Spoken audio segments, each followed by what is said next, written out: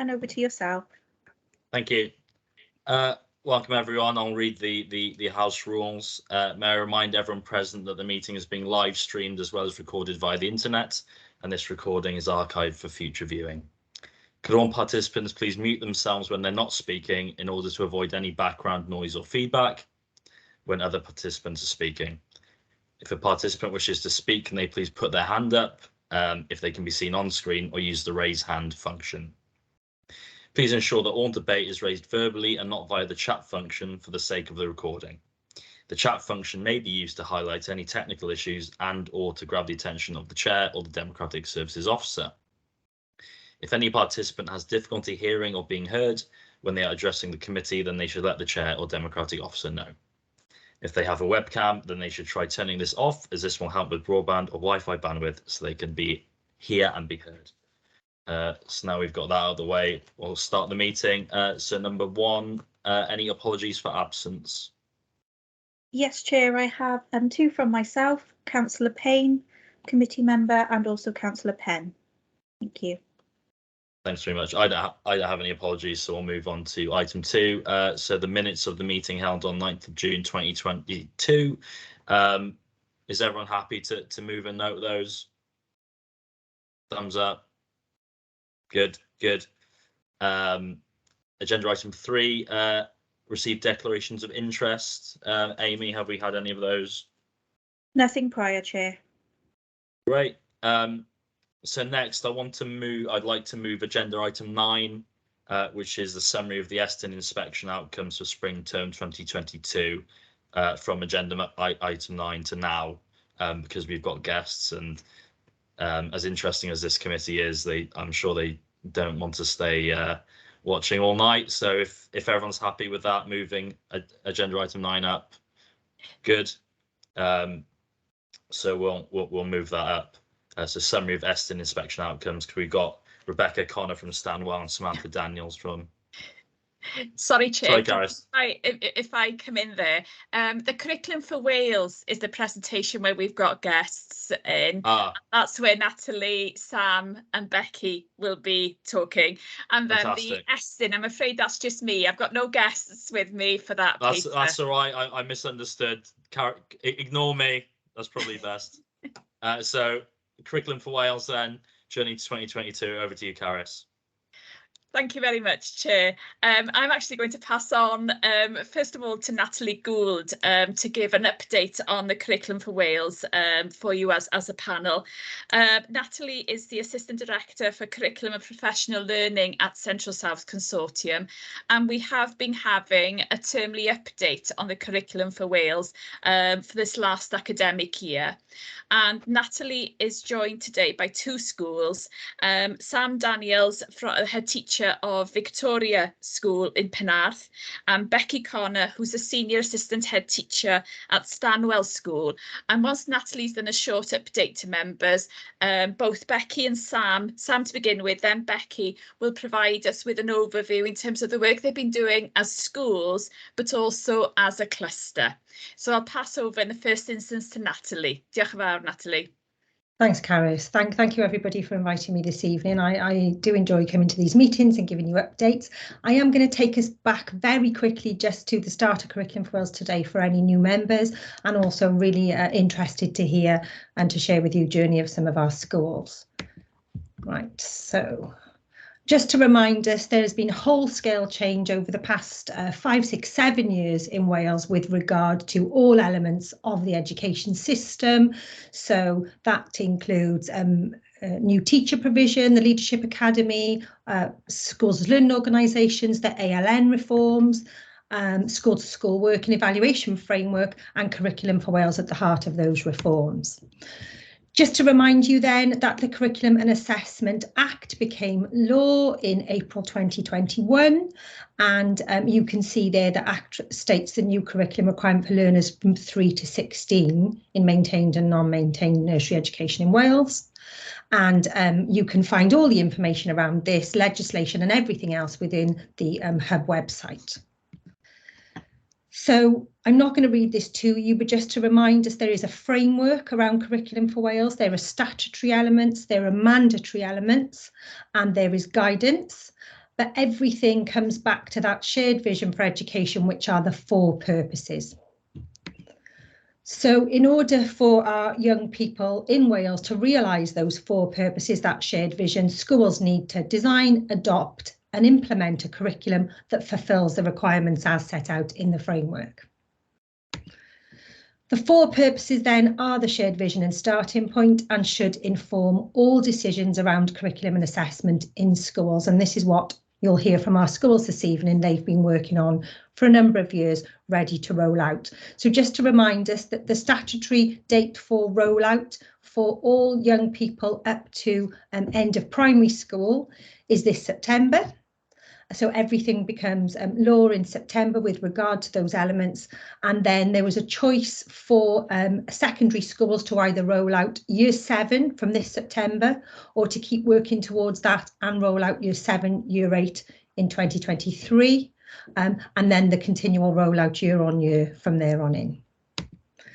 So a curriculum, what does that mean? It means everything a learner experiences in pursuit of those 4 purposes.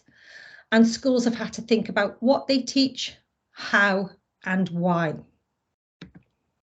So this booklet has been recently published by Welsh Government just to summarise those mandatory and statutory elements. And you can see there the legal requirements. So schools have to design, adopt and publish a summary, implement, keep that curriculum under review to ensure it's meeting the needs of learners. And there are some additional duties.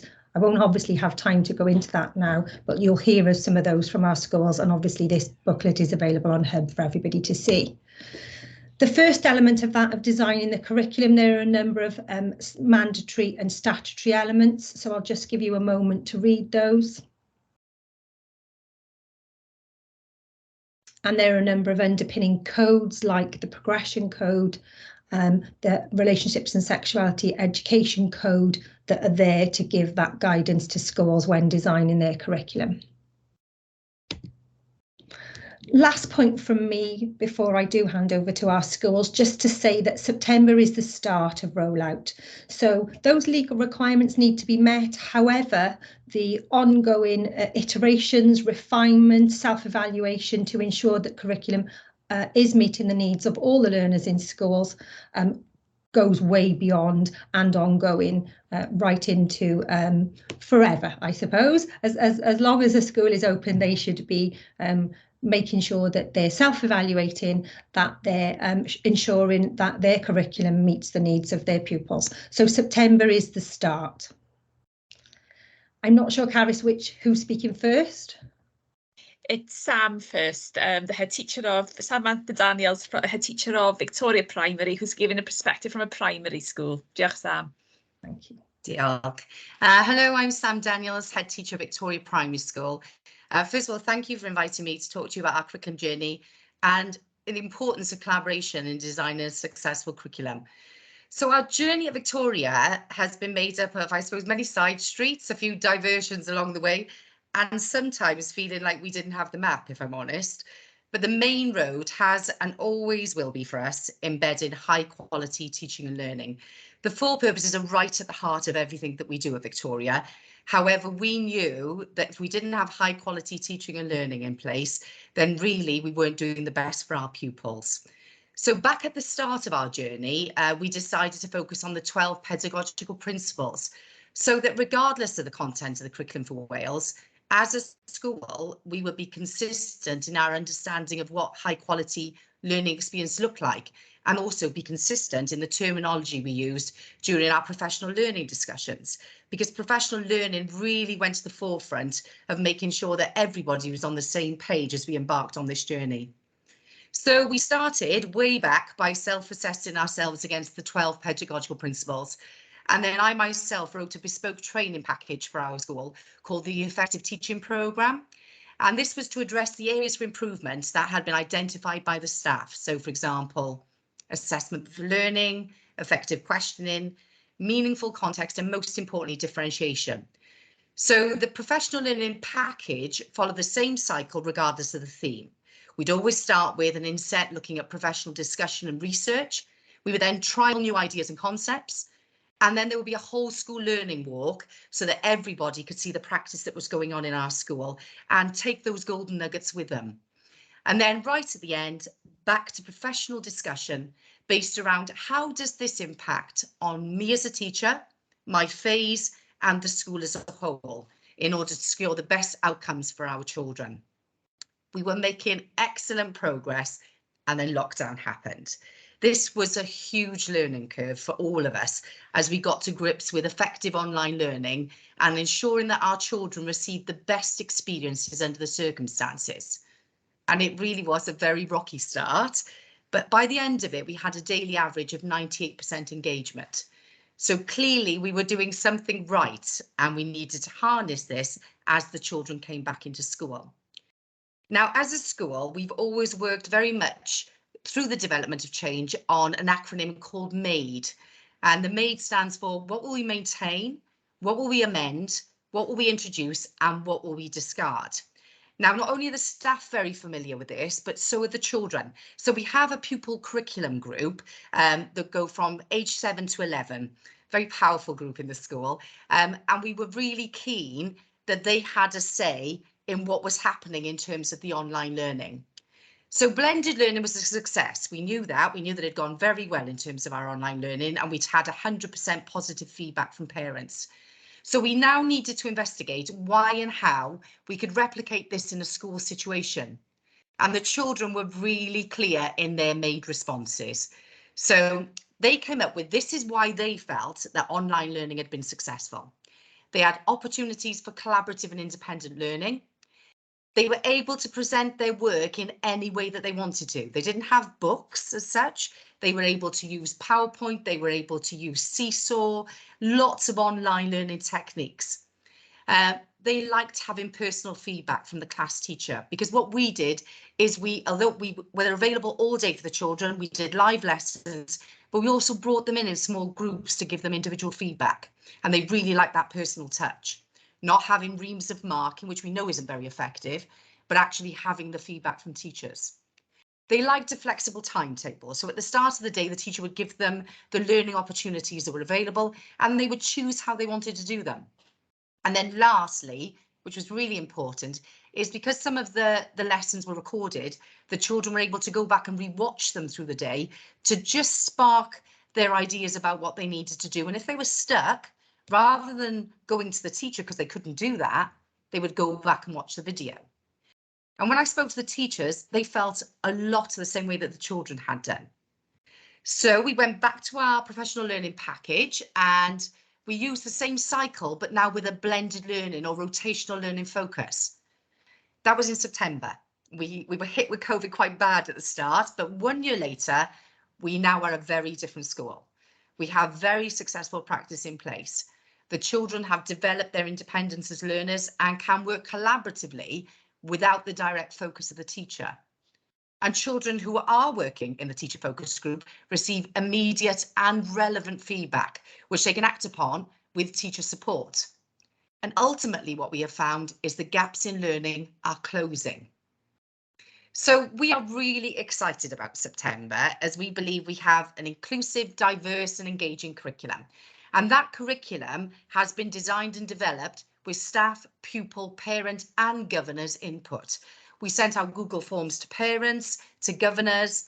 We've done research with the children and staff have also had their input. So it really is very much a community curriculum that's been designed for Victoria by Victoria.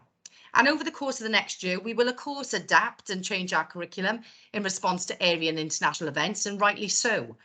However, the one thing that will not change for us is our focus on high quality teaching and learning, which will ensure equity and excellence for all of our children. Thank you.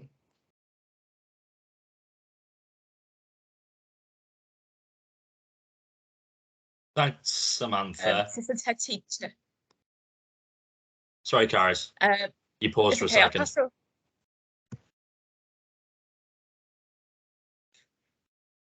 I'll pass over now to Becky Connor at Stanwell School. Diolch, Becky. Hello, thank you so much for having me. It's really wonderful to be here and talk about our curriculum. I should say I'm very passionate about it. I could talk to you for 3 hours. I won't, I promise. I will keep it to my allocated five minutes. I'm going to tell you the story of Stanwell's journey to Curriculum for Wales. It began with us being involved as a pioneer school, which meant that we were approaching all elements actually of national reform from an informed perspective. I have a wonderful job. My job is that I lead on learning, teaching, professional learning and Curriculum for Wales. And that means that for us, there is a real synergy between those three things.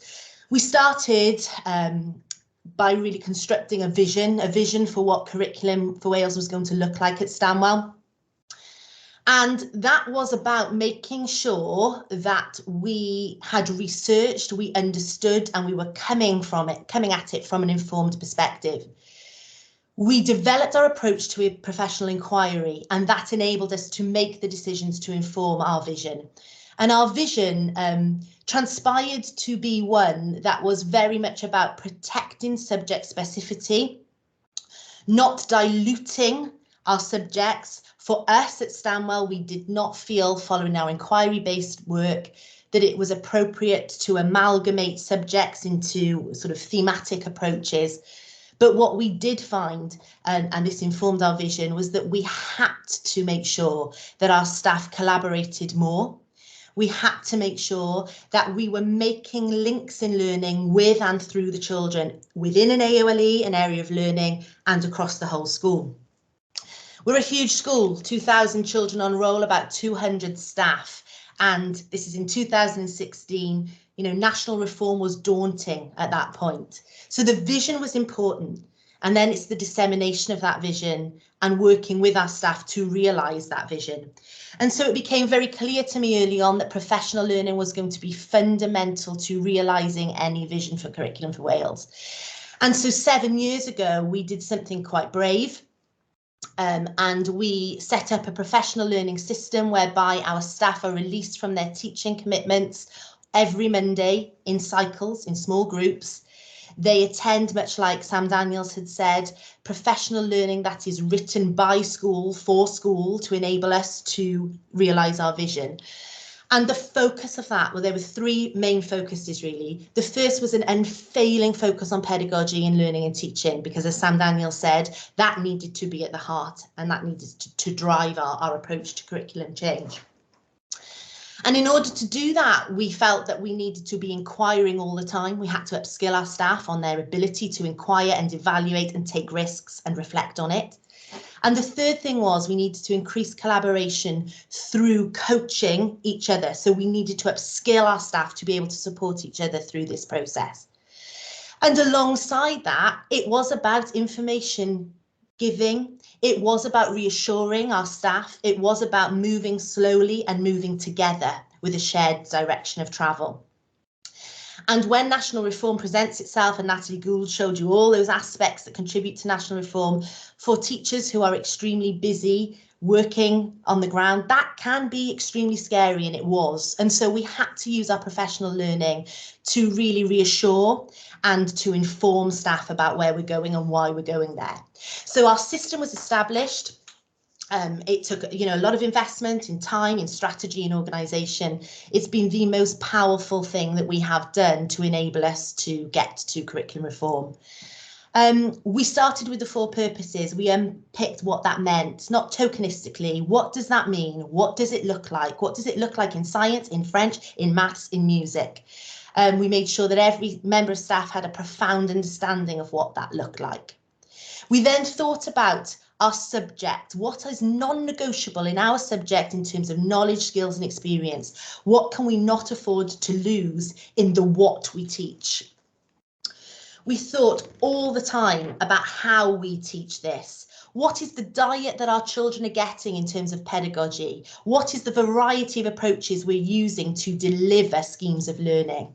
And the whole time we're doing this, we're operating in 2 worlds. We call it in Stanwell the old world and the new world, and how we sort of merge those together. And it was really, really important for me that our staff had this profound understanding that curriculum design is different to writing a scheme of work or complying with an exam spec, that curriculum design is everything that the child experiences, that curriculum design is about how we assess, how we teach, why we teach, what we teach, and why we teach this before that, why that must come to that.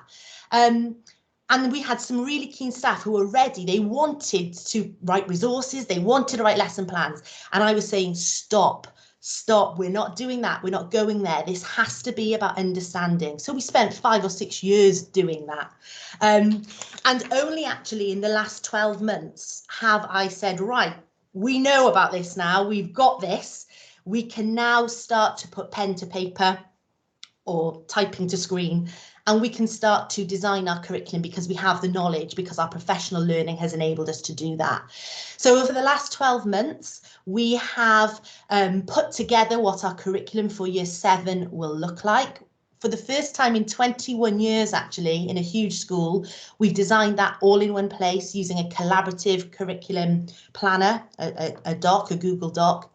And we've totally changed the way we plan. I don't want a list of activities. What I want is the rationale. Why? Why this? Why now? How are you doing it? We've really focused on making the implicit explicit to our children, to our staff. Let's look at those cross-cutting themes, the mandatory elements of the curriculum. Let's look at how representative and how inclusive our curriculum is. We're not going to leave that to certain subjects or health and well-being AOLE. Let's bring that diversity and that representation in wherever we can. And so we have now just drafted and created the resources for the launch of our curriculum in September. And it did make me smile when Natalie said it's not done forever. And that's interesting, message to get across to staff. This is not task and finish. This is round one. And it's been really important for us that we build into our professional learning opportunities and time, strategic time to evaluate, reflect, change, tweak, but also to design then our curriculum for Year 8.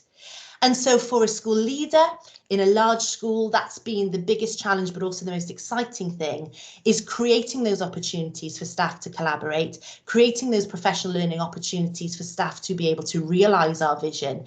And when you put creative teachers in a room and they feel informed and they feel empowered, honestly, it sounds cheesy, but magic happens. And we're now in a place where we're ready to go, and we're ready to evaluate, and we're ready to tweak. So we will start with our curriculum for Year 7 in September. We, just like Sam Daniels, have curriculum consultants, 47 of them in school who've been appointed. And again, they are, like Sam said, a powerful group. They've been in the curriculum. They're now in with me and the learning and teaching team, auditing the provision, checking that there's coverage of all the mandatory elements. And it's a really, really exciting journey. We've looked at assessment as we've designed our curriculum. You can't separate the two, but that is really our next step. We know we've got work to do in refining that assessment. Our curriculum is progressive. We've planned it, thinking about what comes first and why, what comes next, and how we do that in terms of subject specificity, but also skills. And now what we need to do is try out and test our assessment methodologies, and think about how we're tracking and recording that, and have the confidence really to try new things with assessment, but not lose the rigour of it. And that's the challenge at the moment for us, and one that we're working through and we're enjoying looking at the moment. So it's very exciting, but for me it's a lot of P's: pioneer involvement, professional learning, pedagogy, 4 core purposes, planning and positivity. Thank you. Thank you, Becky.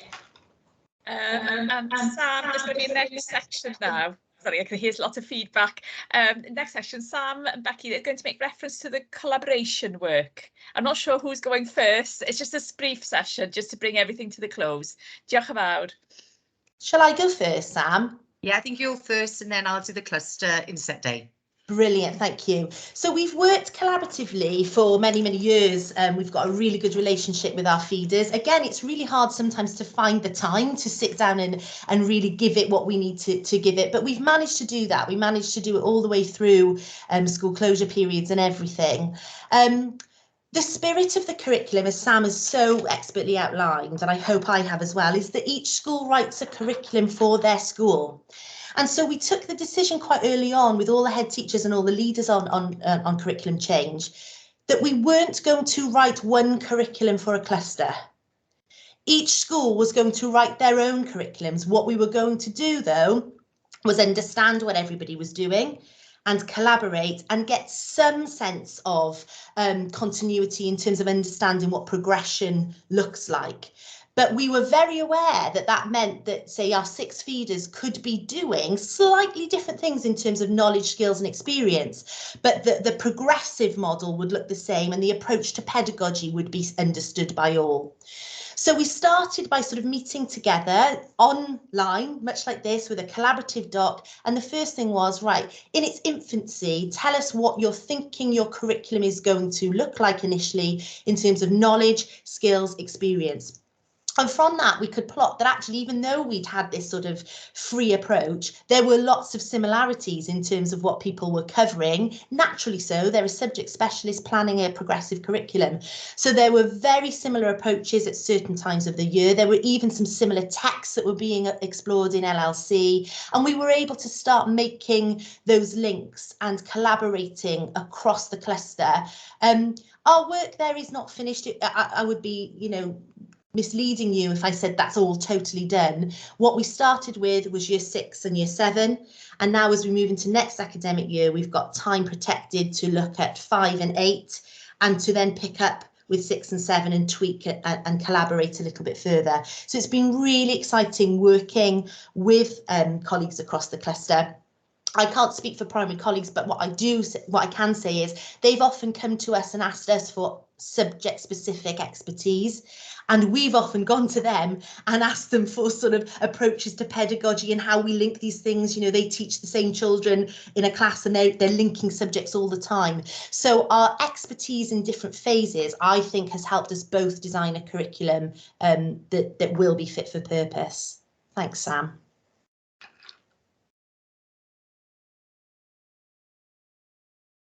Sam, sorry, you're on mute. I got it. It's okay. Okay, so I think the most difficult part of the collaboration was finding an area to work on that would benefit all schools, because as Becky has said in hers, we're all very, very busy, and trying to find extra time when you're focusing so much on a massive change for us all to then find time to work with other colleagues, it has to be made a priority. And that was what we all decided, that we would make the effort to make sure that we release the staff to be able to attend those AOLE teams. But because as a result of lockdown, we had not been able to meet as often as we probably wanted to. And being the types of schools that we are in the Penarth cluster, we'd all forged ahead with our implementation. We're all very passionate about it, as I'm sure you've picked up. But the difficulty then was we're going to have a whole cluster inset. It needs to be worthwhile. It needs to be something that meets the needs of all of the schools from all their different starting places. And the key to that was actual careful planning and preparation prior to our whole school cluster inset day. So we worked with Clarissa at CSC, who really helped us to focus on the needs of the cluster and the most beneficial content of the day. And I think probably the most important part is that every school, both our secondary schools as well, sent staff. So every school was represented, all school involved, and teachers across these schools worked in their AOLE teams, facilitated by the CSE leads. And that was really, really useful because it ensured consistency and made sure that we were all on the same track. And it really worked, because at the end of it, all of the staff and my staff, we all met in our own schools at the end.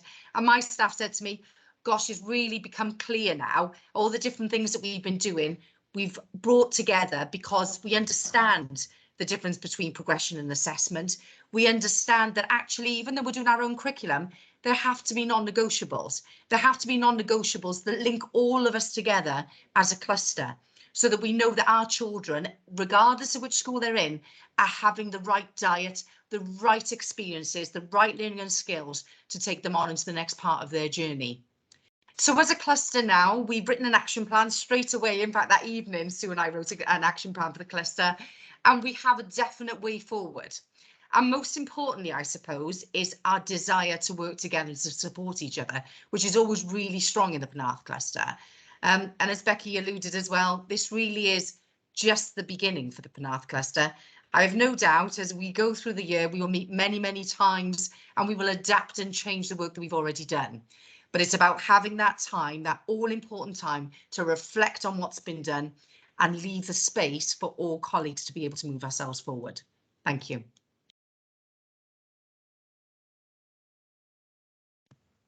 Brilliant. Thank you, Samantha and Rebecca. Really interesting and good to have an insight into what you're doing with the curriculum. So I'm just going to open it up now to questions from the councillors. So if anyone's got a question, wave at me or put the hand up on Teams. I saw Naomi first and then Russell and Godfrey. So Naomi, take it away. Hi guys. Yeah, so I was a teacher for a long time, and I remember, I haven't done for the last 5 years or so, and throughout my career, I vividly remember, curriculum's changing from one to the next, and as much as you can understand the reasoning behind it and you can fully believe in what a new curriculum and the reasons why, and particularly with this new curriculum, which I think is actually brilliant, and particularly with the sort of the new health and wellbeing AOLE is obviously just going to massively improve children's time in school. I was just wondering, I loved that you sort of made sure that teachers had time out of class, because we know the pressures and the time pressures that particularly class teachers have. How were you able to fund that, and was that in addition to their regular PPA? Shall I come in there? Is that okay? Thank you. Yeah, of course. The first when we initially did it, it was a big investment and we took a hit because we did it 6 years ago, 7 years ago, and that my head at the time was obviously wanting that to be highly evidenced and getting value for money. We found that it was, so we would have continued anyway. But then the professional learning grant came from Welsh Government. Now, for a large school like us, that's a substantial amount of money. We made very sure, myself and my head teacher, that was protected and used for exactly what it was intended for. And that's how we funded all of our professional learning. That's how we funded our supply costs to cover any cover that was required and any resources as well. We've got to the point now where actually teachers see the value in it so much that out of volition, they will cover for each other, which has reduced our supply costs even more. And that's just testament to it, really. That wouldn't have happened 6 years ago. That's after a process of them seeing the benefit of it. And do you think because of that sort of been able to be given to... Oh, I'm so sorry, Natalie, go on. I was just going to add in that we do as well give all schools collaboration funding through a grant system through CSE. So that's additional to professional learning grants. So it's about £6,000 per school plus £100 per full-time equivalent teacher as a base rate. But last year, any additional monies that come in from Welsh Government, we transport straight back out to schools. So our largest schools last year had in excess of 40,000-50,000 to support that as well. Our smallest schools had 6,000, 7,000, 8,000 to support that as well. So sorry, Becky, and sorry, Naomi, to butt in, but there are sort of two pots of money that support schools in that, the professional learning grant and the collaboration grant. And it's I vividly remember the new early years curriculum. This was back when I taught in London and spending many of an evening with colleagues trying to figure it out and work. So I thought that was brilliant, really, just to hear how you've been able to use that grant to make sure that teachers have time to actually do it and do it properly. And actually then it means that they're going to be more on board with that change than they probably would be without that. Thank you. Thank you. Thanks, Naomi. So Councillor Godfrey next. Hi, very interesting presentation. Previously been a parent governor myself, and obviously lived in the area all my life, and Stanwell, as long as I can remember, has always had a very good reputation anyway. So, for many years, I don't think you've done much wrong in Stanwell. I'd be interested to know what the reaction was to teachers, because I've had friends whose children have gone there, and they've always spoke very highly of the school and what the performance of the children and what they've got out of it. And whilst I appreciate we do have to have change and move forward, what has been the reaction of the staff? Because to my mind, I say particularly Stanwell there, they appear to have done a very good job over a sustained period of time. So, as I say, we do need to have change. But has it been really reciprocated that well? And as they sort of felt a little bit undervalued because they're being challenged on when they've already done a good job? It's a really good question. I think we have always had sustained success in terms of outcomes, and sometimes when you're in a good place, you know, why change it? If it's not broken, you know, don't fix it. But actually, the result of our success over a sustained period of time is that even before national reform, we never sit still. So you might not see change advertised as widely as with national reform, but we've never ever stopped reflecting on our approaches to pedagogy. We've never stopped using this sort of self-improving school. And so for our staff, they're quite used to moving, they're quite used to change. Not at this level, I will grant you that, but that was why the time was so important. And I think it was in the construction of the professional learning and how you work with and through staff, how you move them with you, that was the powerful thing. If we just launched it and we hadn't constructed that very, very carefully, you know, we could have hit that challenge. As it happens, our staff have been totally on board, and I am incredibly proud of the way they've moved with this. In a time of real adversity, actually, it's been really difficult for the teaching profession, but we have kept moving, and staff really, really see it. They see it happening. They see the benefits of it. We're inquiring all the time, and they've really enjoyed that additional collaboration. We inquire on everything we do, so our staff feedback informs our next step, and it's been 98% positive in terms of moving towards change.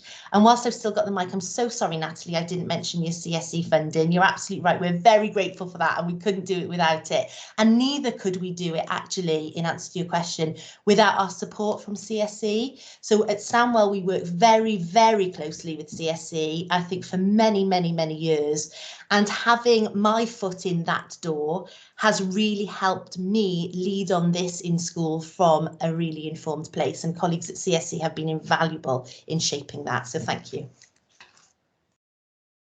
I'm going to give just a slightly different perspective, because yeah, I absolutely agree that, you know, I think one of the main points of why it's been so successful is because it wasn't done overnight.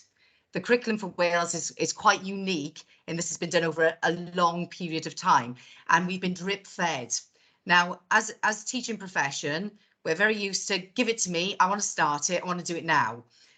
If it works, give it to me, and I need to start today. And that was a real battle with staff to start with, because I constantly had to support what we were doing and saying, you know, we're taking our time because we're going to get it right. But often they would say, well, I don't understand, but they just don't tell us what to do. And that was the biggest battle that we had. I think nearly every head teacher I've spoken to has said the same. Their staff are just saying, why can't they just give it to us? But now we've become through the process, we now know why they didn't just give it to us, because actually this is a curriculum that has been made for our children, and gosh, the curriculum needed to change. And if you look at the 4 purposes, even if you don't look like what every school is doing, if you look at those 4 purposes, you know that this is what we want for our children in our future. We all feel absolutely passionate that those 4 purposes is everything we want for a society. And so by actually developing and designing a curriculum, slowly but surely reacting and responding to what's happening in the world as well, means that our children are engaged. They're not there sat there being dictated at or taught to. What they're not doing is they're actively involved in their learning, and you can physically feel it as you walk into the school. As you walk through the door, you can see the children excited about their learning, talking about what they want to do next. I don't think I've ever experienced that before in all my years of teaching. So to me, yes, things have been going well. Again, like Stanwell, we're a school that has always had a history of doing very well, but you wouldn't have felt walking into a school what you feel now, I don't think. Thank you. Councillor Goodjohn. Hello, thank you for that. I'd like to congratulate you on your progress, and it's very exciting to see such passion and enthusiasm happening. I was listening to you, and I believe a lot of it is in self-empowerment of both the staff, yourself as leaders, and the pupils. Seem like you're all very empowered, and that's really lovely to hear. I was wondering, because I was hearing about the children's feedback on the online in the past, and I was just wondering if you were getting feedback from the pupils themselves, and what they were saying. Shall I go back? Okay. So our children, as young as they are, have an incredibly strong voice in the school, and we've actually done pupil curriculum task group even before the introduction of the curriculum for Wales. So it's a regular thing that we meet. They meet with myself every couple of weeks, and we talk about what is happening in their learning, what they would like to see change, what they would like to keep the same. And so the MAID, and they actually use the term MAID when they come to see me. So you see children as young as 7 with their MAID forms, writing down what they actually feel is working in the curriculum and what isn't, even to the point that they've said to me, we used to do a pen license, actually, something simple as this, and they said, get rid of the pen license. Who do you think self-esteem you are working on when you have a pen license? So the pen license is gone. So they can actually see that when they're asking for things, sometimes we have to give them reasons why we don't change things. But generally, they are so positive, because one of the first things we did, like I said in the presentation, was after the blended learning, we asked them what would work well for them, because we knew because of that level of engagement, there had to be something that was working well. And they were really clear. And in fact, we called the flexibility of timetable. It was after one of my pupils called Zavi. So it's called the Zavi effect. So everyone now calls it in school as the Zavi effect, which means we have a more flexible timetable. So the children are even called, whatever they come up with an idea is called after them. So they very much see that their ideas and processes are part of what we do. Thank you. Are there any other questions? Okay, I've just got a question to ask about the changes in qualifications, and obviously with the curriculum changing, and what your assessment is of these changing qualifications and how that will affect the kids. Do you want me to come in there, and then maybe Becky? So there is a reform of qualifications going on alongside the curriculum. Obviously, that is being led by Qualifications Wales, and there has been a work across a number of years already, and work ongoing, and a huge consultation as part of that. Obviously, that doesn't come into implementation until our current year 10s hit rollout, which is a few years yet, and then qualifications there. But yes, there's a qualifications reform going on alongside that. You heard a little bit in both the presentations about school-based assessment, so not, exams and formal qualifications, but there is more flexibility and planning at a school level on assessment and how that looks, and it has to be planned alongside that curriculum, because ultimately if schools are planning slightly different curricula to meet the needs of their pupils, they need to assess against that curricula, i.e. children are making progress along what is being planned in their school. So there's a big piece of work as part of curriculum reform for both qualifications and internal assessment within schools. And if I just come in there sort of, from a school perspective, we've had reassurances all the way, as Natalie said, that it will reflect the ideologies of the curriculum and what we're planning to do. We do have to acknowledge that is a little bit of a challenge, that we haven't quite seen that yet. I think it's important to acknowledge that we're moving forward in good faith at the moment, but we're also moving forward in a very measured way in terms of assessment. So we're making sure that progression is at the heart of what we do, and we're making sure that we explore a variety of assessment methods with our children that will equip them for whatever that might look like in terms of flexibility. So we're making sure that we have sort of more new and innovative approaches, but that we haven't quite lost our traditional approaches at the same time. We have to be measured because we don't have that information just yet. Okay, brilliant, thank you. Last chance for any more questions? No. Well, thank you to Samantha and Rebecca for coming and talking to us. I think I can speak on behalf of everyone saying we really appreciate your time and answering the questions and giving us a really thorough explanation of everything. So I think we can let you go now, and thanks for coming to see us. Thank you very much for having us. Thank you. Great. So we'll move on to Agenda item 5 now, the annual corporate safeguarding report 2021-22, which has come from Cabinet on 9th of June 2022. Chairman, if I may, sorry to interrupt, can I just confirm that the committee are happy to obviously thank guests for their thorough presentation and also then to note the content? Yes, sorry. So happy to note on proposed. Would anyone like to second? Thank you, Councillor Hodges. Thank you. Thank you. Brilliant. Thanks, everyone. So moving on to agenda item 5, please. Yeah, thank you, Chair. This is me this evening. It's normally Jason Redrup, our safeguarding officer, but he's actually putting out safeguarding training with governors this evening, so he was unable to make it. Yeah, I'm not sure. I better introduce myself because obviously there's lots of new faces. So just David Davis, I'm Head of Additional Learning Needs and Wellbeing. So good evening, everybody.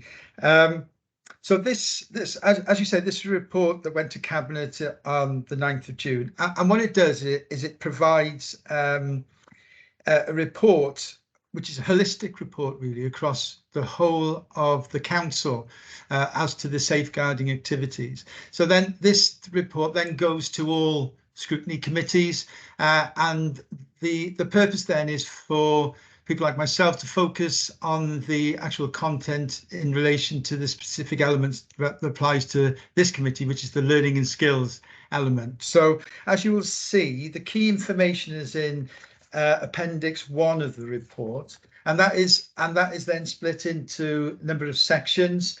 The section that relates to learning and skills is section B. I won't go through that verbatim by any means, but I will just pull the key elements out of it and then give an opportunity obviously for people to ask any questions on what is a really key area within everybody's lives really. So just to say that there's a huge amount of work that's going on, across the council and certainly across this directorate in relation to safeguarding. And this is in line with requirements of national, regional and local developments. It's very much uppermost in the thoughts of the directorate, and we, in our monthly directorate management team meetings, safeguarding is a standing item and one in which we focus on all key areas of safeguarding, but in particular safe recruitment, training, allegations against employees and volunteers. These are all really keenly focused upon in our meetings. One of the things that we emphasise is the need for support and guidance to schools and all our educational settings and settings with that come under the directorate. We provide a model safeguarding policy to all schools, which really enables schools to have assurance that they have focus on the key elements, but we also obviously encourage schools to make it their own and to adapt it into their own context. And then we ask schools to adopt those policies. And obviously we review those on an annual basis and take into account any changes to legislation or some safeguarding hot topics that often appear. So we have a mandatory annual safeguarding training, which is delivered across the directorate, and that's in line with the requirements as set by the Cardiff and Vale Regional Safeguarding Board, and all employees are expected to comply with that training. There's training of different levels, obviously, depending on the roles that are undertaken by professionals. So level 1 training is training that we expect all professionals or all people working within education settings to undertake. And then there's level 2 training, where these are specifically aimed at those who have a more hands-on role, and that's the dedicated safeguarding person and the deputy designated safeguarding person within a school.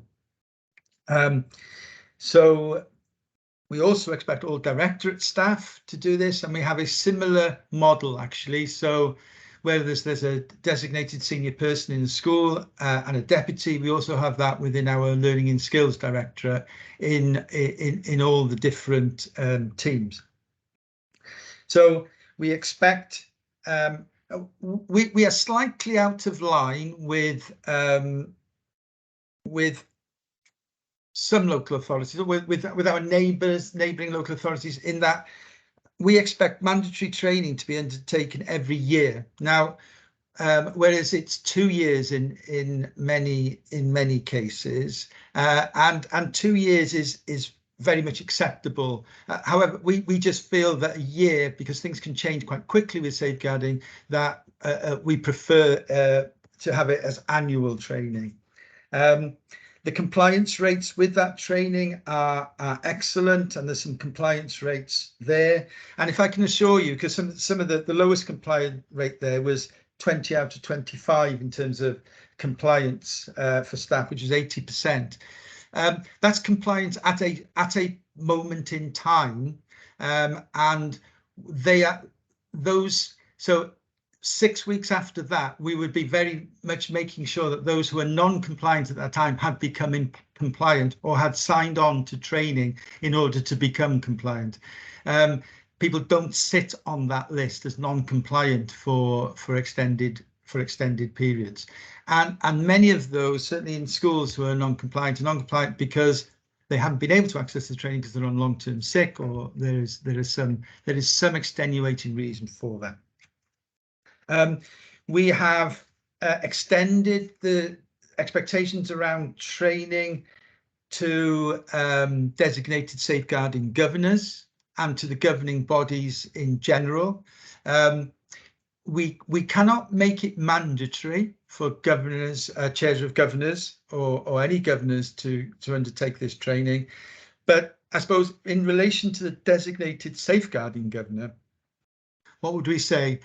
Rather than it being mandatory, there's a high expectation that that would be the case, and it would be unusual if it wasn't the case. You know, I'm very pleased to say that, you know, we're rolling out this training, and the majority of designated safeguarding governors have now had the training, and there is no indication that those who haven't are not going to sign up to the training as it's going through. And then equally, you know, there are two twice termly training for all governors, and the numbers who are undertaking that training is increasing, and I think we're well over 50 now, and there's 18 this evening, I know, on the training that Jason is delivering. So all very positive, I think, in terms of ensuring that there are enough people in schools who are aware of the need to really be vigilant around these issues, and about creating a team in a school, and that governors can, you know, work with the leadership teams in schools to make sure that the schools are safe. So we also do a lot of work in relation to children in employment or entertainment. There are licensing laws around them and around their chaperones, and we have to vet chaperones, and that can be quite a number in the Vale, as there has often been you know, big programs where there's you know, production companies who are wanting young people to work there, and that you know, they need to be safeguarded. You know, the safeguarding officer, Jason predominantly, and myself, I sit on the regional safeguarding board, but there are a number of subgroups which we play an active role in. There is the Multi-Agency Risk Assessment Conference, MARAC, which is a really important conference, really important body, because that looks at the impact of domestic violence on young people, and there are weekly meetings whereby if that are led by the police, and if there are incidents in the home that they think that may have impacted on young people, then schools, there are daily meetings and schools are asked to report on these young people, and schools are also told about this in relation to young people, in order to ensure that these young people are treated, watchfully and appropriately, given the possible difficulties that they've been facing. Also, we continue to have a role in monitoring physical intervention training and the use of physical intervention in schools, developing a new policy now around that in schools, and again, an agenda that is constantly changing around that. We also play, a key role in working with schools around bullying and incidents of harassment, and we produce a policy for schools on that. And recently, a lot of work has started around the very worrying reports and thematic review that Esther carried out around peer-on-peer sexual harassment in schools, which you will be aware of, which is the subheading of that is "We don't tell our teachers," and I think the key issue that came out of that was that peer-on-peer sexual harassment was endemic in schools, probably as it is a reflection of society, and that it was so endemic and so entrenched that young people didn't even bother to report that, because it had just become parcel of what life was about. Now, obviously, that is horrendously concerning, and there is a lot of work that we are undertaking around that. We started that process, and that will be an ongoing process into the future. I think, Chair, that probably is a run through that of the key points, and I'll just leave it open now for people to ask any questions, if that's okay. Yeah, thanks, David. Open it up. Are any councillors like to ask a question? Got a few. I saw Councillor Goodjohn first. Yeah, thank you for that. I was just wondering, safeguarding, you're talking about handling the children. I was wondering also if isolation was also included in that, because I personally find that is not a good thing. Well,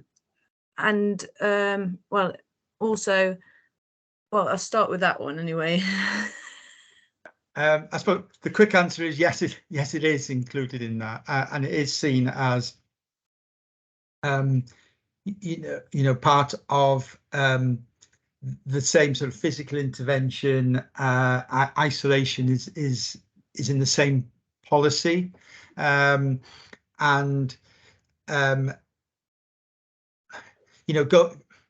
it's been isolation has been it's not as big as an issue as it was at one point, because there were all sorts of there were some very high profile cases probably about 10 years ago, Councillor Goodjohn, around the use of isolation and actually locking people into isolation. Those practices, I'm glad to say, are well, fingers crossed in terms of what you can see in the past, but it is probably about the overuse of withdrawal. There's a continuum, isn't there, of isolation, and we're very aware of that, and do work do work with schools around that, and we certainly have teams working with schools and picking up on those sorts of issues. Well, that's really reassuring to hear.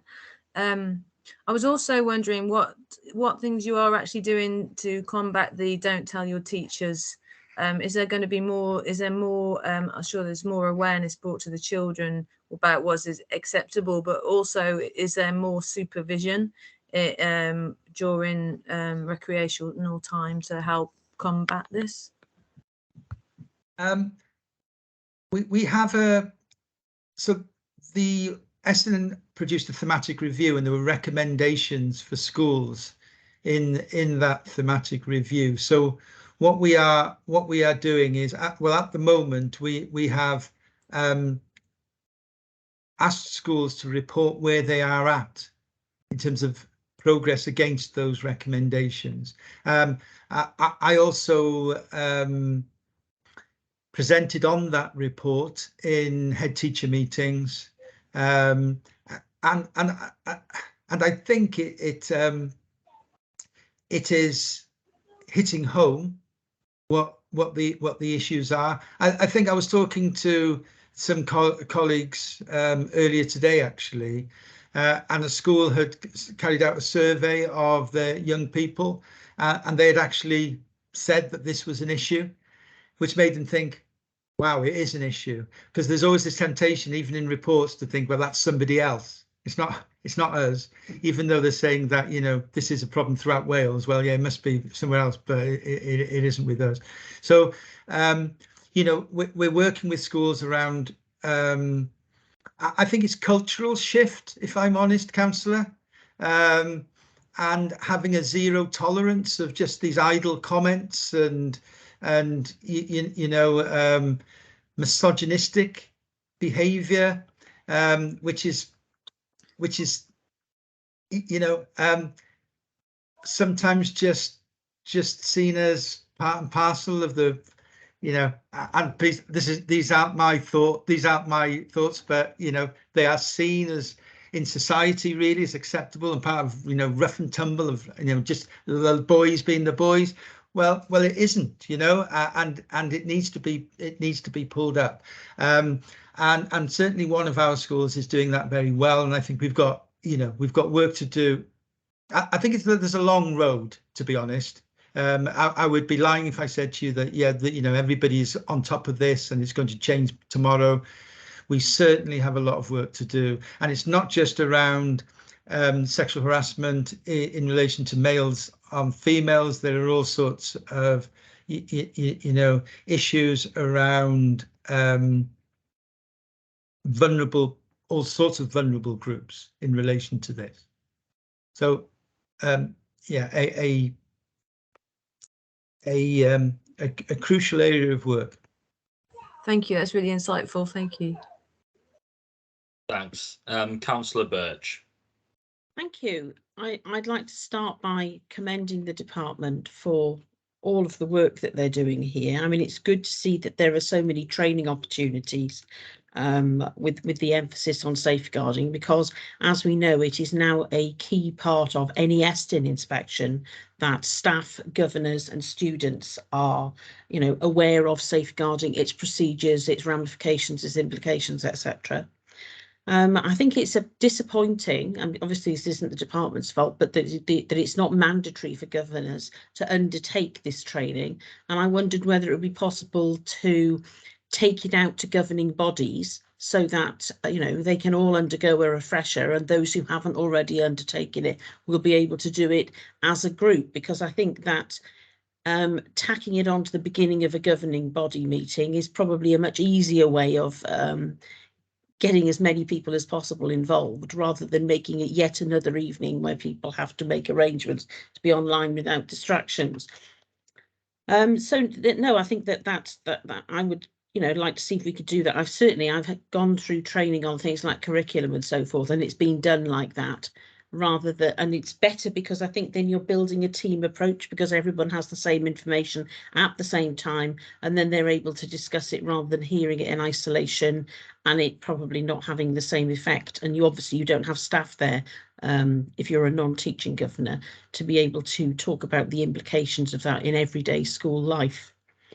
I thought it was interesting you were talking about Marek. I have in fact been part of some of these conversations in the past, because I think it's so important that children are seen by staff in the context of the backgrounds that they come from. I mean, we assume that children turn up every day as clean slates. Sorry, I got a cough. Clean slates, and in fact they are the product of their environment. And I think that, you know, it's yet another disadvantage that some children suffer from, and you know that the staff should be aware and be able to treat children more sympathetically, because some of them are seeing home lives that we wouldn't wish on a dog, but they still turn up to school every day.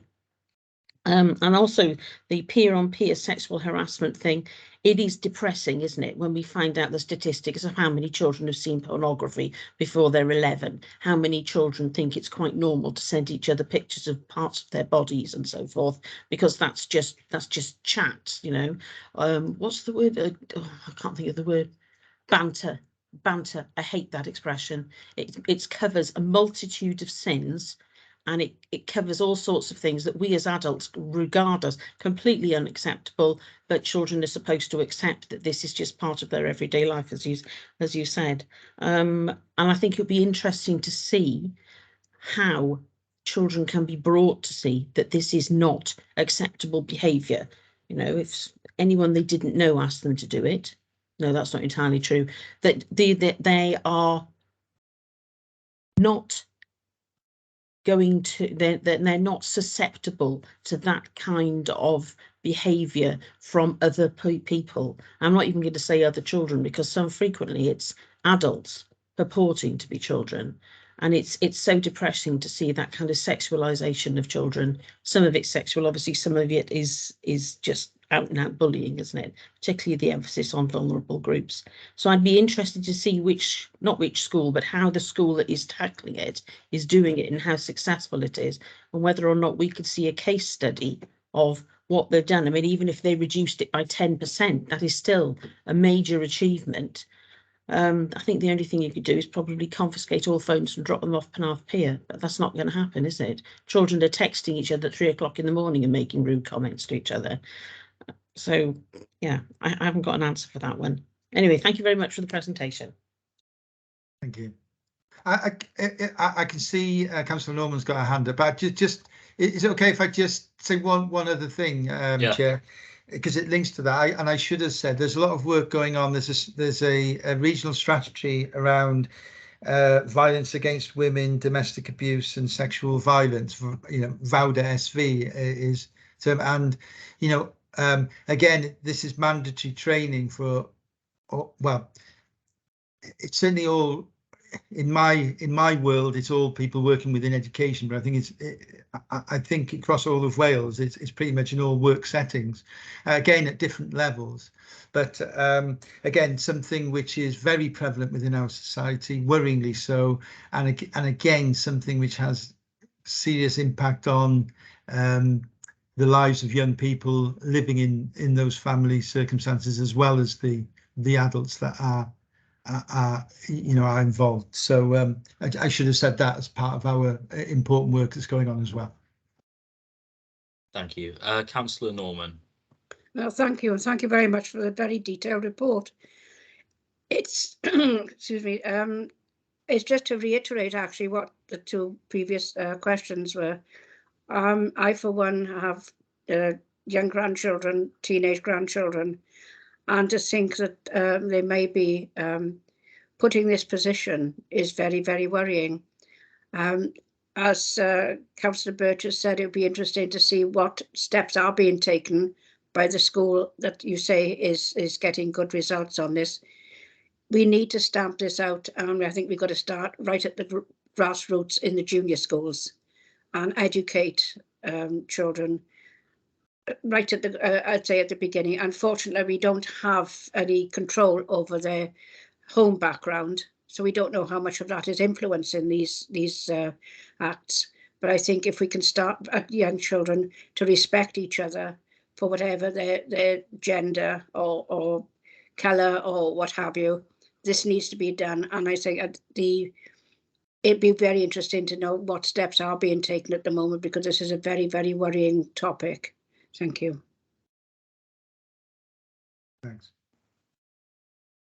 Okay, Councillor Godfrey. Hi. You're on mute, Russell. No. Hello, is that better? There you go, we can hear you. Yeah, I listened to the two previous councillors and I take on board their concerns, what they're saying. But I would like to say that bullying in schools and generally children growing up has gone on since before I was a child. And from my experience in school, and also being a school governor for over 7 years, and now chair of a local play group, I've always witnessed that teachers have actively done the best they can within the guidelines and try to do what they can with regards to stop bullying and to educate children with regards to how they should act and shouldn't act. But they've got a very tough job. When you're starting to ask for stats, I think that's very unfair, because most of this bullying and most of what goes on with mobile phones is hidden from adults and hidden from teachers. So to try and quantify that and say a school's doing there, and I think it's a bit unrealistic. All you can do and continue to do, which happened in my time in school and I experienced as a school governor, is for the teachers to do the best they can to identify if there's issues and to try and educate the children. But I think it's a bit of an unfair ask to ask them to do anything over and above that, in my opinion. Thank you. Would you like to comment on that, David? It's always getting a balance, isn't it? And you know, you do you know, recognize completely that you know, the role of the teacher in the school is a very complex one.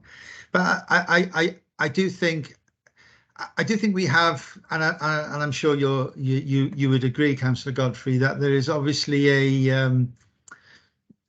a deep responsibility that we all have to make sure that all young people in school have a safe experience.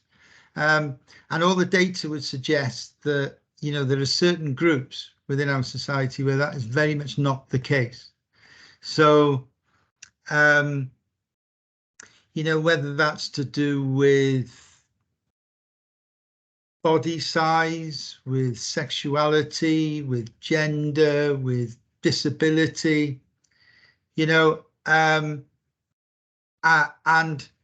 yes, we can only do what we can, but I think there is an onus on us to raise awareness of these issues, and when they are clearly you know, detrimental to certain groups, and we can see the impact on their mental health as they grow up, we've got a responsibility to do something about it, and we need to do that in a sensible way, but we have to take that responsibility. Thanks, David. Councillor Burnett. Thank you, Chair.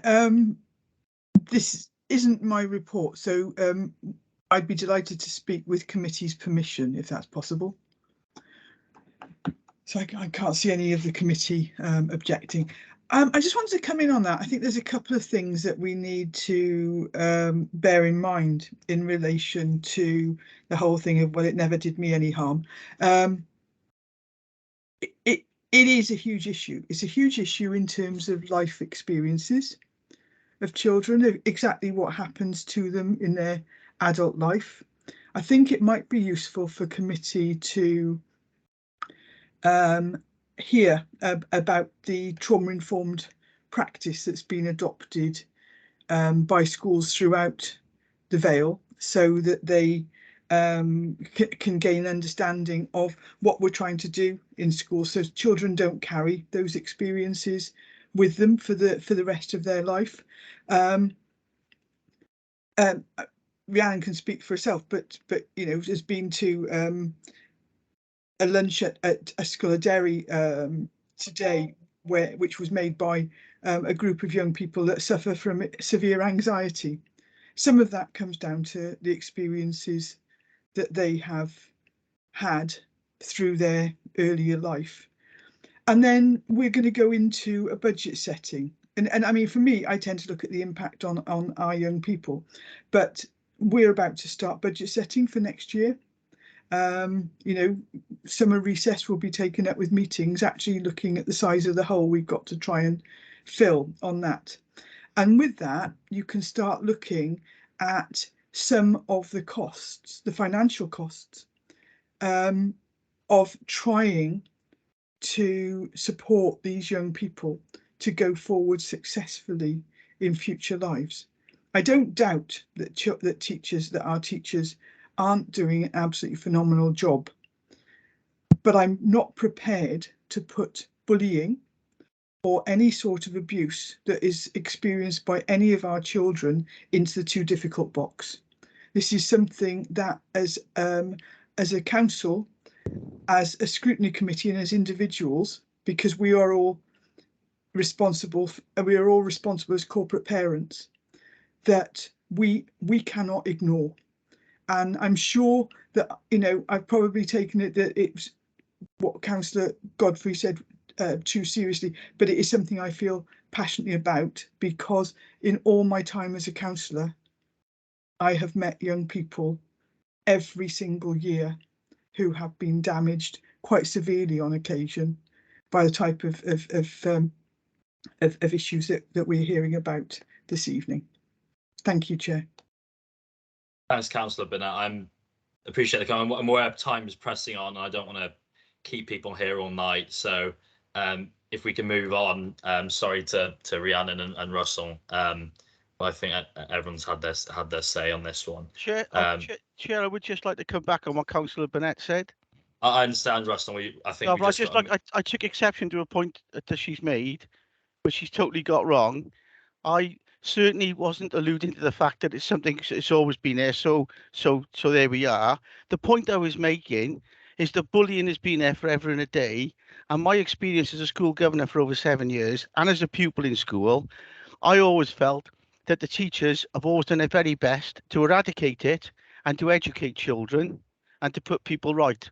I wasn't trying to in any way devalue the seriousness of the situation, but I was just pointing out that you can't be too unfair on teachers.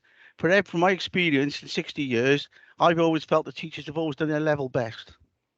Thank you. All right. Thanks, Russell. Everyone's had their say now, so we'll move on. Thanks, David, for speaking to us. I think it's a lot of that. It makes a very sobering reading. So, but I know it's something we all take an interest in. So thank you for that. So I move that we note the report. Do we have a seconder for that? Nick Hodges, the thumbs up. Brilliant. Thanks for that. Okay, so we'll move on to agenda item 6 now. So the consultation on the proposal to transfer specialist resource base at Landock to Ysgol-y-Draig. Thank you, Chair. Hello, everybody. My name is Lisa Lewis, and I'm the Operational Manager for Strategy and Resources within the Directorate. This report has been referred by Cabinet to ensure that the Learning and Culture Scrutiny Committee is consulted on the proposal as part of the statutory consultation process. As a bit of background, I can advise that the current CRB provision, both staff and pupils at Landock Primary School moved to Ysgol-y-Draig in Llantwit Major during, I think it was just around about the second lockdown, on a temporary basis due to issues surrounding the pandemic, in order to ensure a safe learning environment could be maintained for pupils and staff. The pupils within the unit have speech, language and communication needs. The arrangement was temporary, with the intention that the base would return to Landock when COVID restrictions eased. Latterly, officers from Building Services have, however, surveyed the accommodation at Landock with a view to arranging for the return, and they concluded that extensive remodelling would be required in order to provide a suitable space for the resource base going forward. As long as Landock is an older building, any remodelling could not create the same standard of environment that the children and the staff had been enjoying at Ysgol-y-Draig, which is a newly built facility in Llantwit Major with all the benefits of a 21st century school.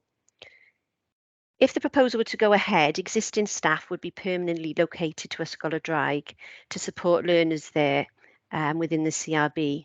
The proposal would allow the CRB to continue to benefit from the facilities at the school where it is now and allow access to the best possible specialist provision. It would also allow for a more equitable distribution of specialist spaces across the Vale of Glamorgan. The consultation with the prescribed consultees is open until the 8th of September and will be available via the website. A consultation document was found at Appendix A within the report, and that provides a comprehensive overview of the proposal, outlining any potential implications, both positive and negative. That concludes my brief summary of the report. However, with your permission, Chair, either myself or Dave Davis would be happy to take any questions as appropriate about the consultation. Brilliant. Thank you for that, Lisa. Open it up to councillors. Does anyone have any questions about this? Russell, is that a legacy hand or is that a new one? It's a new one. New one. Go ahead. I'd just like to ask, obviously there's some difference between Llantwit Major and Llandoch. What has been the reaction to the parents of the pupils? Obviously, it's a much, depending on where they live geographically, it could be a huge journey from differential sites. Absolutely. Yeah, I mean, the issue with our units is this is a Vale-wide unit, so children from across the whole geographical area of the Vale of Glamorgan can be referred to the unit. So whereas some children may live sort of Penarth, Cardiff area of the Vales, therefore Llandoch was more convenient, there would be children who lived Cowbridge, Llantwit Major Way, where Ysgol Draig would be more convenient. When we looked at the implications in terms of transport, for example, what we noticed is the costs of transporting children were relatively equitable in terms of wherever the base was, which indicates realistically that although addresses will fluctuate and pupils will fluctuate, there is no real way of measuring conclusively that one site would be more appropriate from a transport and timing situation for pupils. In terms of staff, they're currently being transported to the Ysgol Draig as part of the redeployment opportunities. Hopefully that answers your question. Yeah. Although Dave's got his hand up, I can see. Yep, David. Yeah, only to really support what Lisa's saying. But Councillor Godfrey, obviously that is the one issue I would say with the, and you're right to pick that up. That is something that obviously we were considering, and it's a significant consideration, but Lisa's absolutely right. Wherever you put it, if you're having, the Vale is quite wide geographically, unless you put everything in the centre, then there's always going to be somebody who has to travel further than somebody else. The one thing is this is a part-time provision, so it won't be doing that travel all the time every day, but obviously there is an onus on us to make that travel time for people as small as possible, and there is undoubtedly a possibility if you took somebody who's having to travel from from as far one side of the Vale to the other, that's going to be a significant journey. But that would be the case if it was in Penarth for somebody living in Llantwit. So that's I suppose how we're looking at it. But it'll be interesting to see what the consultation brings on that.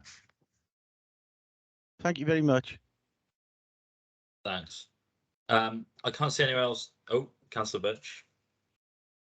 Thank you. No, I was just going to say that I welcome this because it is a much better central position for the whole of the Vale. I mean, obviously Llandoch is, very close to me, but it's not so convenient for people at the other end. It'll be interesting to see how the travel costs pan out, though obviously they're not going to be predictable over the next few years. And I'm very pleased that the facility is going to be housed somewhere that's more modern, has got better facilities. And Llandoch is a school that is in need of overhaul, repair, etc., etc., which is something that's going to be looked at later, but it's probably, and also the space that it left in Llandoch is being taken up by their increased numbers on roll. So it's a win-win situation for everybody, I think. David? Yeah, absolutely. The key thing is the learning environment for the young people, and that is not to decry what they were getting at Llandoch, but clearly, you know, as Lisa said, this is a brand new 21st century school that they're in with all the facilities that they can access as a consequence. And it's really good that some of our young people who you know, have got additional learning needs can access that sort of provision. Thanks, David. I just had a question myself, actually. It says that about the transport, it says consideration will be given for free school transport for ALM pupils living within the 2-mile limit on an individual basis. And I know there's the passenger transport team and so on. I was just wondering if there's a consistent criteria to decide these things. Yes, that is covered by the ALN transport policy. It tends to revolve around accessibility and whether children could walk unaided to the site, for example, or whether they would find difficulty in doing that. So it's based on assessments. Our ALN team and transport teams work very closely on that when new children attend all of our units. Great, thank you. Last chance for questions. Okay. Thank you, Lisa and David, for helping us out with that. Really, really useful and really important as well. So again, agenda item 6, I move to note. If anyone would like to second. Again, the Hodges thumb going up. That's all good. Chair, so, if I may, with your permission, are you happy for me to put in the recommendation that the committee endorse the proposal? Absolutely. Okay, thank you very much. Thank you. So we'll move on to agenda item 7 now, revenue monitoring, April to May 2022. Hi, good evening, everyone. My name's Vicky and I'm one of the finance support managers in the accountancy section. So I'm going to take you through the revenue and the capital monitoring tonight. So it's covering the period the 1st of April to the 31st of May. And I just wanted to point out before I start that you might notice the report looks a bit different from last financial year. It used to be chopped up and you would only get the information relevant to your scrutiny committee. But now, to give a broader and wider picture, we've included all the directorates within the report. But I'm only going to, when I'm chatting, I'm only going to chat about the remit of the Learning and Culture Committee. So first of all, to chat about revenue. The Learning and Skills budget is currently projected to break even following a transfer of reserves in relation to the Ysgolor demountable. Obviously, it's still very early in the financial year at the moment. So there are some pressures within additional learning, the additional learning needs service. At the moment, there may be a shortfall on the budgeted out of county income. And if necessary, we will be able to pick this up from an ALN reserve if required. There's also pressures around energy and school transport. But again, as it's so early in the financial year, we will have a clearer picture as the year goes on and bring more information to you then. So there was a revenue efficiency target of 68k identified for the directorate to find. 32k of this has been identified from savings against the historic pensions budget. But the balance is still to be identified. And again, as the year progresses, we will try to identify the remaining balance of that saving. So that's a snippet of the revenue report. Do you want me to go on to capital and then open up questions, Chair, or do you want to take it section by section? I think that your first suggestion sounds fine, if that's right with Amy. Okay, so moving on to capital. So again, we've included all the information from all the directorates. And we have slightly changed the layout of this report. So we've included a summary table now within the main body of the report, summarising the appendix basically, so detailing the budget, the spend and the slippage. And we've also included some sections. So we've got an additions environment section and then a slippage section, which is different to last year. So the current budget at the moment is 25.6 million. And of that, as at Q1, 608k has been spent. I know that doesn't sound like very much, but obviously the summer holidays is fast approaching. And obviously, as all the schools are shut during the summer holidays, that's the time when the vast majority of works are carried out on the schools. So we expect that to ramp up quite a lot over the summer months. So slippage is included in the budget figures in this report. So underspend from 21-22 has now been approved to be carried forward into 22-23, and that is reflected in the figures in this report. So I just wanted to highlight the report says 2 requests, apologies, but it's actually 3 because I've realised Penarth Pier Pavilion should be under the remit of this committee as well. So I just wanted to highlight that. So firstly, we're requesting to increase the capital programme for a scheme at Colcutt Primary School. They're having some paving done in their playground, and that's going to be funded by the school themselves. The council has also been awarded a grant from Welsh Government of 910,000. It's a community focused schools grant, and that's going to help us to safely and effectively open schools to the community outside of traditional hours. And then lastly, we've got the Penarth Pier Pavilion scheme. We're requesting to increase the programme by 35k for that scheme to implement some lighting, and that's going to be funded by a revenue contribution from the policy budget. So obviously, at the moment, it's a very difficult time to deliver these capital schemes with the current economic climate and inflation. Also, materials, the lead times on materials. I've never known it, to be honest with you. I know it's not under this scrutiny committee, but I've been told that vehicles are going to be a wait of 3 years. So obviously there is potential for there to be slippage as we go along and move further into the financial year, but we will closely monitor that and bring you updates with our reports as required. Happy to take any questions. Thank you. Yes, any questions?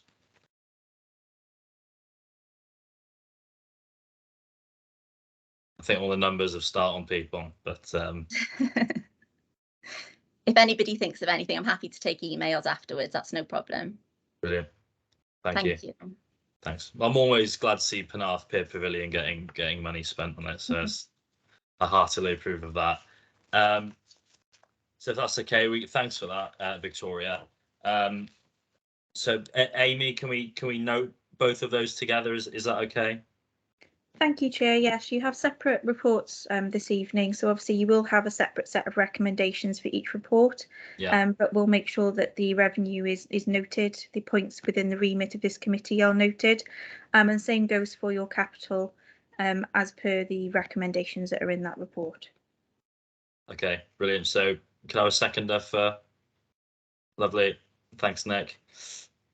So moving on to agenda item 9. The summary of Eston inspections outcome for the spring term.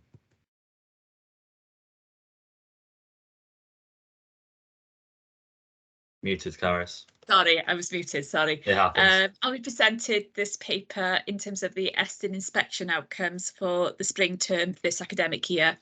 Eston, as I'm sure you're aware, is the Education and Inspectorate Service for Wales. And back in March 2020, inspections were suspended due to COVID. So there hasn't been any inspections since then. But in a sense, in terms of the background, in terms of this paper, you will see that between October and December 2019, Eston had already started to conduct a consultation about the inspection arrangements and about their framework.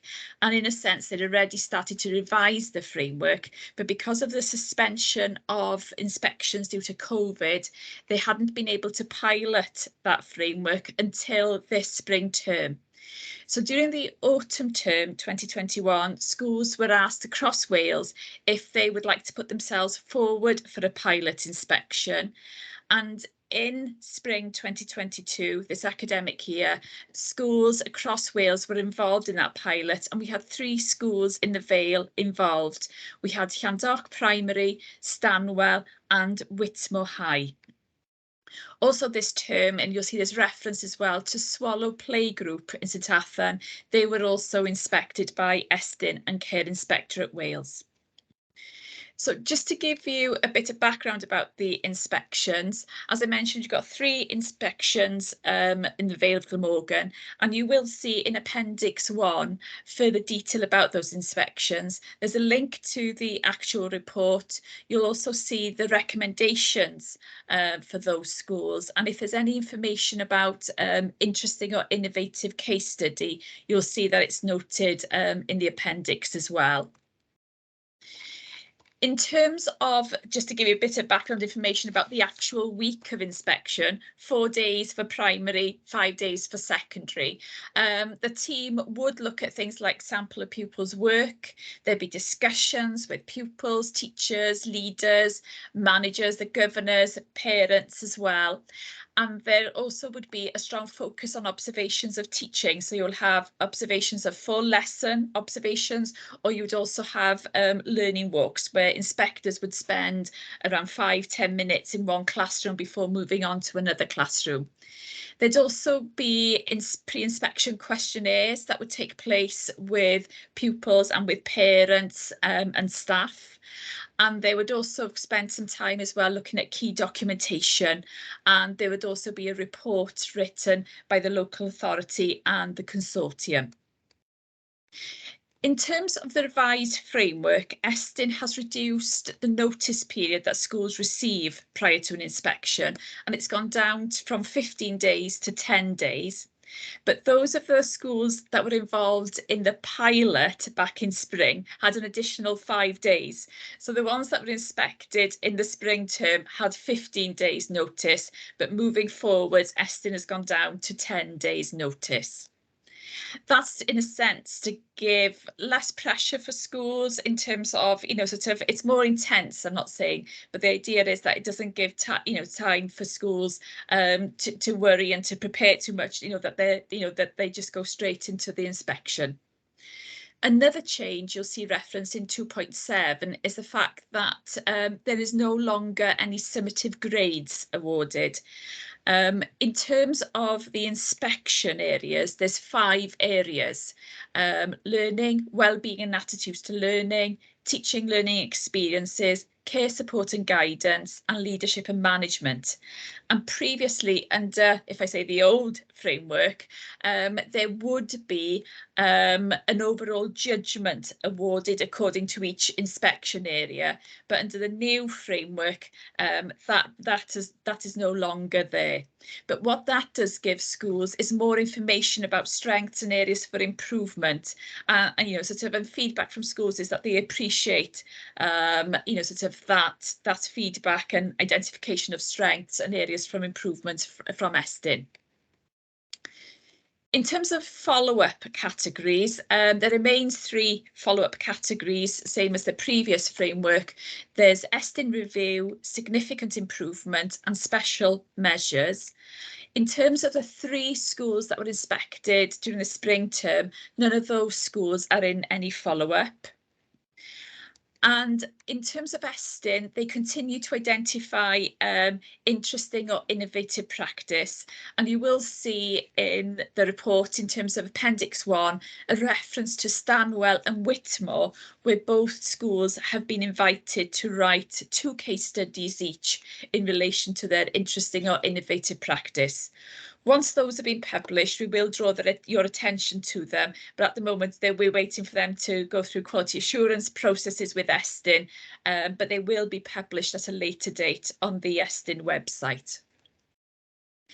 And then in terms of Swallow Playgroup, as I mentioned, that was also inspected during the spring term. You've got information in Appendix 2 in relation to the playgroup. And in terms of the areas and the themes considered in terms of this playgroup, you'll see there's 6 themes: wellbeing, learning, care and development, teaching and assessment, environment, and leadership and management.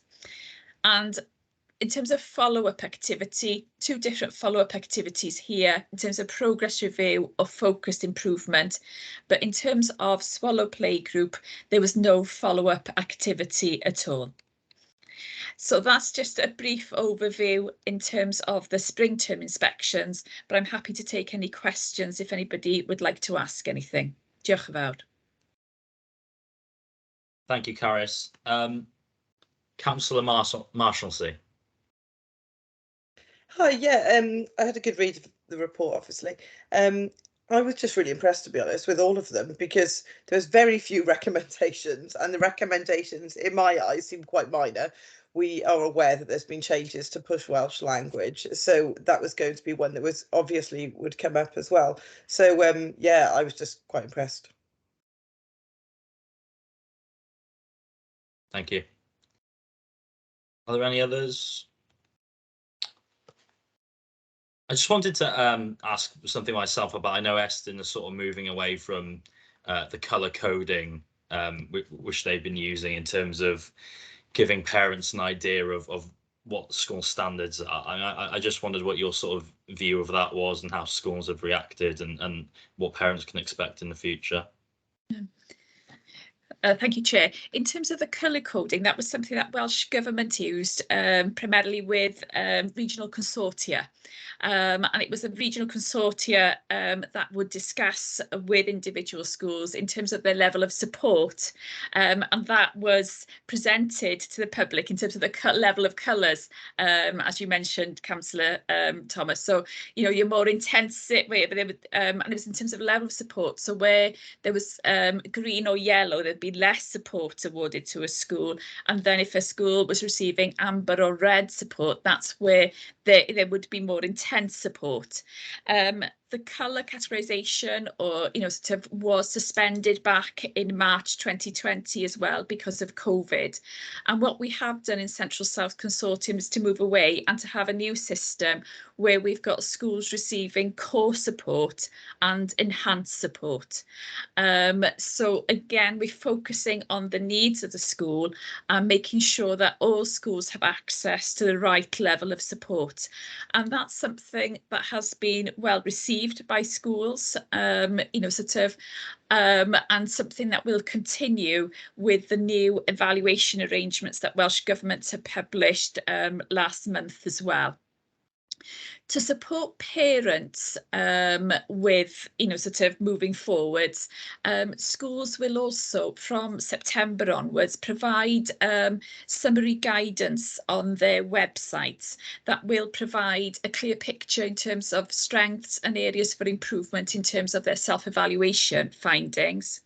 It will also provide parents with an overview of their key priorities in terms of school development plans, and also any external support provided to the schools to address those priorities.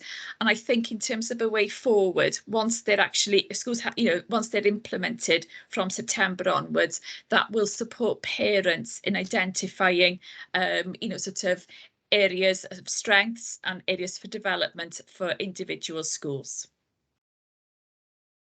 Thank you, Carys.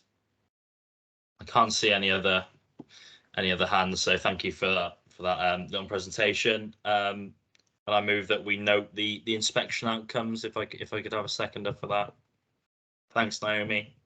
So moving on to the final agenda item of the night. So agenda item 10, the annual delivery plan monitoring reports Q4 performance.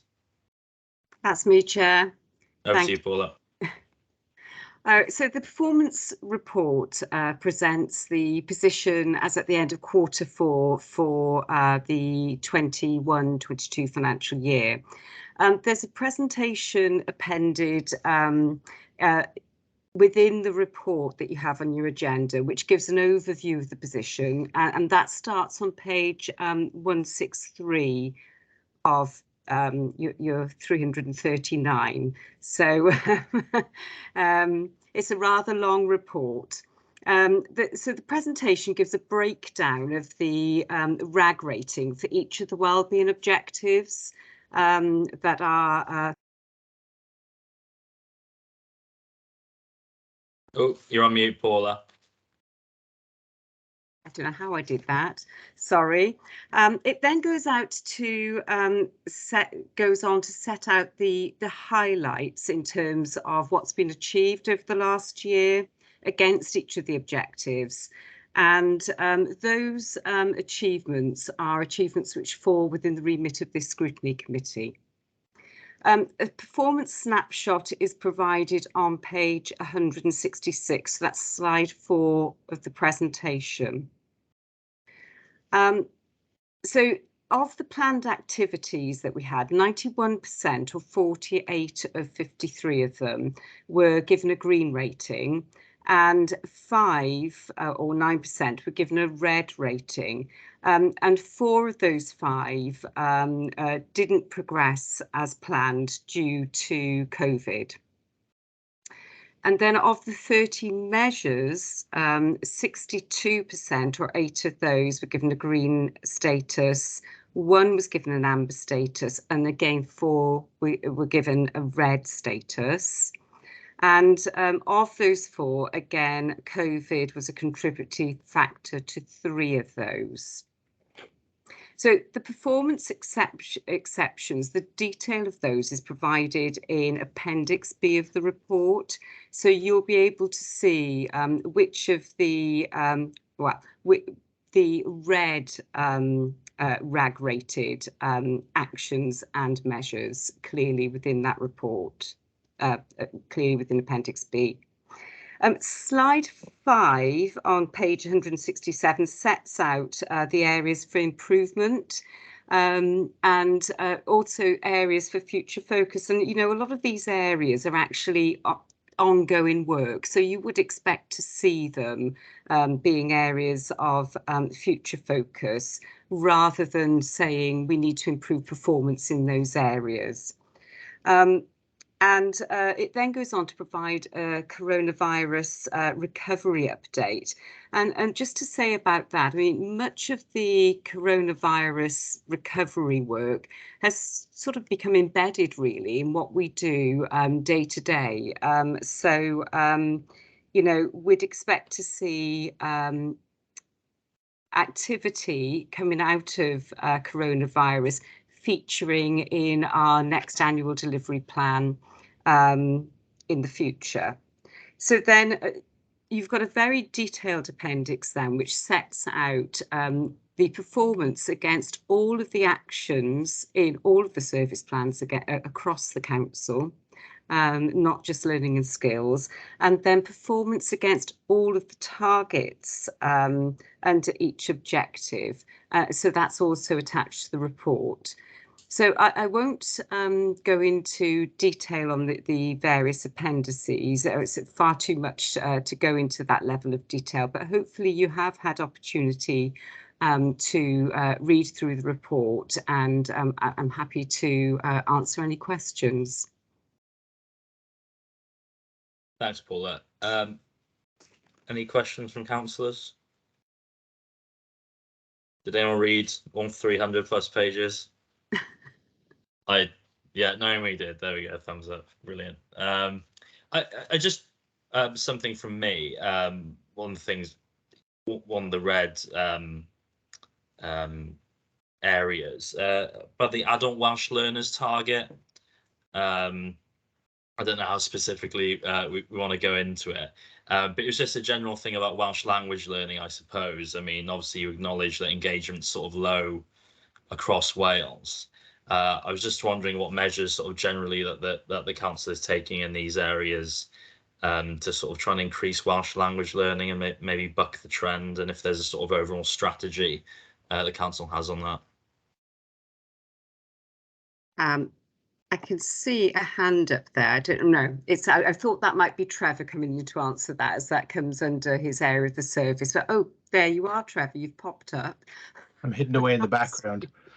Yeah, there's a lot of work going on with our, not just Welsh learners, it's a lot of our adult and community learning programs, because as you would appreciate, we've had a lot of challenge retaining learners over the COVID period, and I think that loss of face-to-face teaching for a lot of them, you know, it didn't help when things started to return back to normal, as it were. So we've been doing a lot of recruitment drives isn't the right term, but actively trying to recruit those learners back into the programs. We're offering some diversity now in terms of how we take those programs going forward. So there is some online learning that's remaining as well for those who are finding that really suitable, which is good news. And you know, we are looking to spread out how we take adult and community learning in terms of a whole family approach. So greater integration into, you know, primary and secondary education, because one of the things we've done through our Welsh and Education Strategic Plan is to make sure that we generate a lot of demand for Welsh language education, and that includes our adult learners, and support for families who are looking to put their kids into Welsh medium education, but are uncertain about how they're going to support that at home. So taking that forward with our 21st Century Schools program and incorporating some of those learning opportunities, hopefully to widen the field to get some more folks into those, you know, I have to say it, nationally award-winning programs. So yeah. Good plug. Thank you, Trevor. Councillor Goodjohn is next. Hi, yeah. Again, on the Welsh language, I think there's a gap where home educators are falling through because it's very focused on schools and adults. But I think there's some bills going through now and things, and it's been observed that the home educators are falling through the gap. I am a home educator, and I'm, without forking out an awful lot of money, myself and my children, we can't learn Welsh. It's to find it out of our means. So I think there's a place there that could be filled.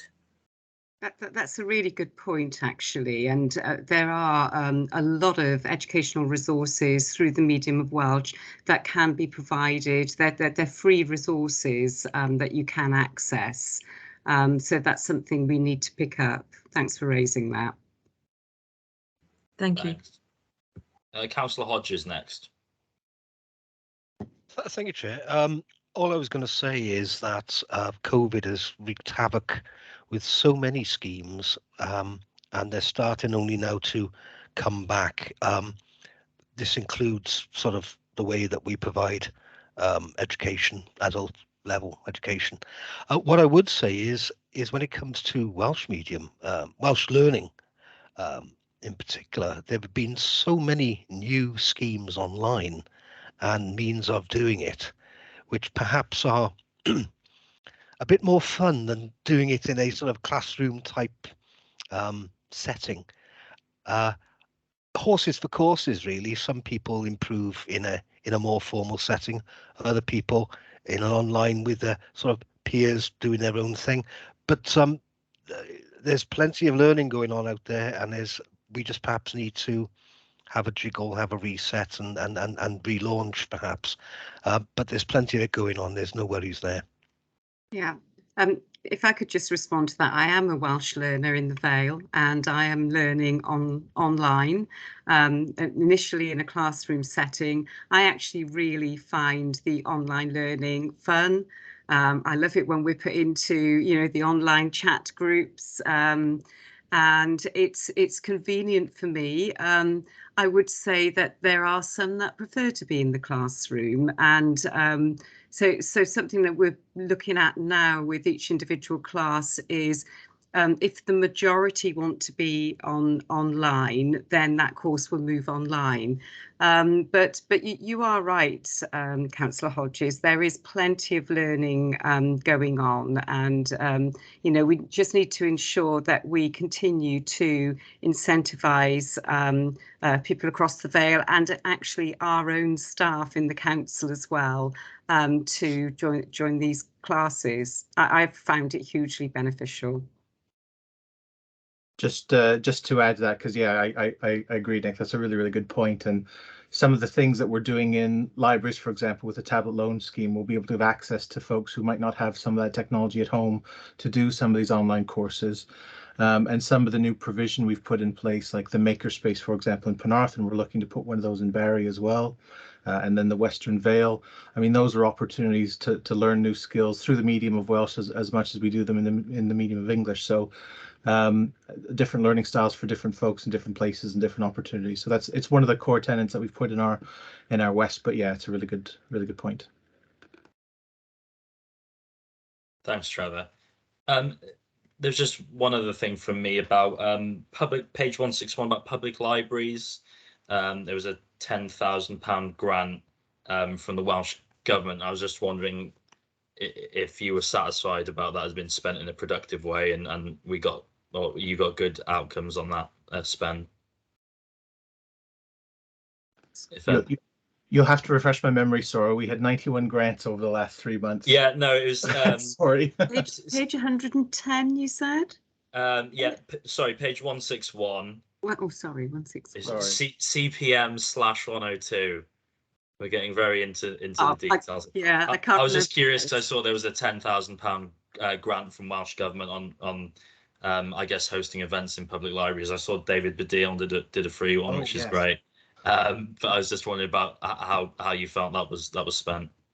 Yeah. Okay. Yeah. So we've used that. We've had a couple of events and guest authors and lecturers come. The David Baddiel event, I think we had something like 750 folks come to the Barry Memo. That was a really good opportunity. Not only did it give us something to do through the libraries, but it was done in partnership with the Barry Memo, which was a better venue to host that kind of stuff.